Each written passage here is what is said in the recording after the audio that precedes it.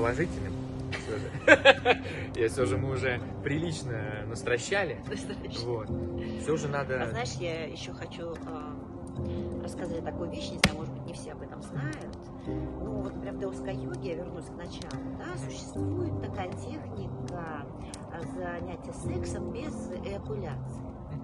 И сейчас очень модно на эту тему, как говорится, распространяться и это практиковать. То есть, да, в духовной, как бы сказать, практике существует эта техника, безусловно. И, естественно, нерадивые духовные практикующие ее, так как говорится, стырили и понесли в массы в мир. Ну и что тут мы видим? Значит, ну, здесь люди делятся на способности. Если человек не занимается духовной практикой, то он просто что-то пробует, и у него либо получается, либо нет. Да? Потому что вообще-то подобные вещи именно тренируются вместе с духовностью. Но раз это все понесли, как говорится, в мир, то, соответственно, люди, те, кто к этому прикоснулись, делятся на две категории, повторюсь, которые делают это, и у них получилось, и у которых делают это, у них не получилось. Что это значит? Что после того, как, то есть во время, вместо того, чтобы эякулировать, да, человек сдерживает семя, у него разбухает, грубо говоря, причинное место, и он просто становится больной, пока это все там не сгорит, то есть человек не может ни нормально ходить, ни сидеть. Все, наверное, мужчины знают, то есть тут перевод возбуждения. Вот. Ну, противоположная история, когда мужчина способен перекрыть, да, выход семени, и при этом у него ничего не болит. Как это происходит? То есть он поворачивает силой своей воли, да, внутренней, и способностью воли соотноситься с организмом внутренним. Таким образом, то есть скомандовать своему организму, чтобы эта энергия начала оттягиваться вверх. Таким образом, да, она оттягивается вверх и не давит на те самые причинные места, и таким образом человек как бы не эякулирует, но оргазм он испытывает довольно яркий. Что здесь я хочу сказать? Ну вот же, мол, способ, да, давайте тогда будем все равно побольше заниматься сексом, но не будем тогда эякулировать, будем, так сказать, тренироваться. Ну, к чему и призывают некоторые гуру. Что я могу вам сказать на это? Занятие это очень опасное. Почему? Потому что ведь не случайно это результат некоторой духовности. А что такое духовность? Духовность – это в первую очередь мораль и нравственность, и чистота, духовность. Это не поиск каких-то духовных впечатлений в мире духов, да, и приобретение в этом могущества. Это все связано с сумасшествием, с неадекватной психикой. Истинная духовность, она всегда адекватна. Истинная духовность, она не кричит о каких-то опытах. Понимаете? И что происходит? Человек, который действительно настоящий искатель высоких состояний, то есть он проходит много этапов, прежде чем он обретает способность делать то, о чем я сейчас говорю. Да? Он обретает эту способность, и на определенном этапе он ее может применить с разрешения своего духовного наставника. Мы о даосской йоге говорим. Там без духовного наставника никуда. Да? Что происходит в мире? Да, действительно, есть люди, у которых есть такая способность. Ну, знаете, люди рождаются с разными способностями. Где-то с прошлой жизнью, где-то там, да и в основном с прошлой жизни, что-то от родителей, да, мы получаем с рождения. И действительно, есть у некоторых, там, скажем, мужчин, там, или у некоторых категорий женщин такая способность. Когда они отводят свою энергию наверх, она распределяется в соответствии с их грязными желаниями в их организме. Дело в том, что наши желания полностью соотносятся с движением энергии в теле. И каковы наши желания, какова наша неспособность видеть себя правильно, так располагается и энергетика в нашем теле.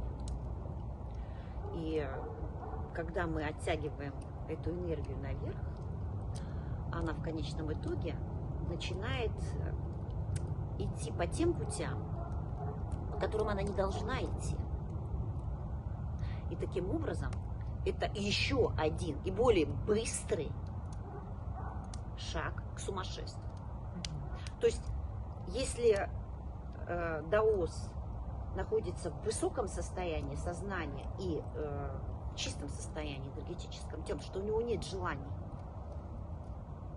то когда он выполняет такую технику, он применяет очень быстрый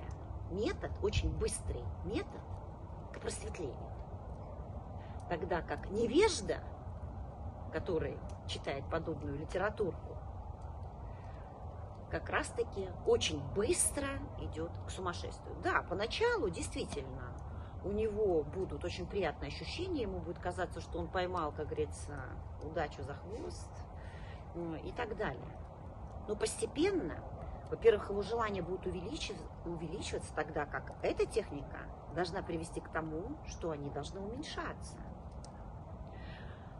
Желания же нашего квазиадепта будут увеличиваться, энергия только загрязняться, потому что в момент, когда он это совершает, его образы грязные, замешаны, как правило, на порнухе и на грязных желаниях получить быстрое удовлетворение. Почему я говорю, что это желание грязное? Потому что об этом говорят все духовные лидеры. Я не беру сейчас в расчет духовных, в кавычках, лидеров, которые вещают на Западе про всякие чудеса. Поэтому подобный человек, который совершает это, плюс еще с неподобающим партнером, с которым он обменивается энергией, также с грязной энергией, мы приходим просто-напросто к очередной трагедии. Энергия сильно запирается в определенной чакре, я сейчас не буду говорить это все в деталях, и приводит к душевному стрессу невероятному, который ведет в итоге к самоубийству в том числе и к умственному помешательству. Вот к чему ведет такая якобы даосская техника. Ведь это не даосская техника. Даосской техникой занимаются даосы. Они простые потребители всякой ерунды. Это разница. Понимаете? Простой человек живет, там, скажем, как мы с вами, или даос. Нужно все же уметь это различать. И, кстати говоря, ведя такой образ жизни, о котором мы сегодня в негативных тонах с Арсом рассказываем, такие люди никогда не отразят образ жизни святых, образ жизни более высоких, духовно развитых людей. Они все это будут обязательно принижать, оскорблять, унижать, обесценивать, ни во что не ставить. Казалось бы, и что? Мы же живем, и живем. Все живут, когда-то умрут. Что это такого? Вот я как хочу так жить, вот и буду так жить. И мне пофигу, что там какие-то есть люди такие, сякие, высокие, там, так далее. Вот у меня такая жизнь, и я хочу так жить. Допустим, человек именно так и считает. Но весь ужас в том, что рано или поздно каждому из нас придется умереть. И в тот момент, когда и как мы будем умирать, зависит от того, как мы сейчас с вами живем. Если вы думаете, что жизнь будет длиться вечно, вот так вот, таким попрыгунчиком, то это глубокое заблуждение. Начнутся серьезные болезни, серьезные проблемы, и смерть, она ко всем приходит по-разному.